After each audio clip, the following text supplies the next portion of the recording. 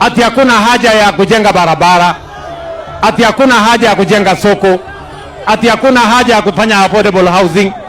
Mimi nataka niwaambie hawa jamaa, tumieni akili bwana, tumieni akili. Nchi yetu ya Kenya, by 2050, 60% of our population will be living in towns.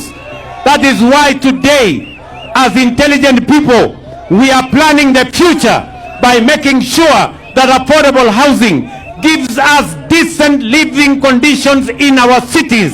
And that is why we are investing money in affordable housing. Wacheni kutuuliza maswali ya upuzi.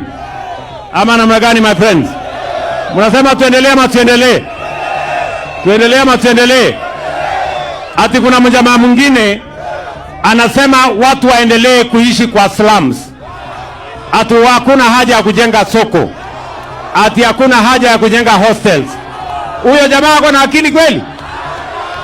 Mtu ambaye anasema watu waishi kwa slums ako na akili? Ati kwa sababu ati haiwezekani kupandisha kuku mpaka 12 floor. Mimi nataka niwaulize, ni heri upandishe kuku iende 12 floor ama ni heri ukae kwa slums? Kwani hii kuku iko Kilonga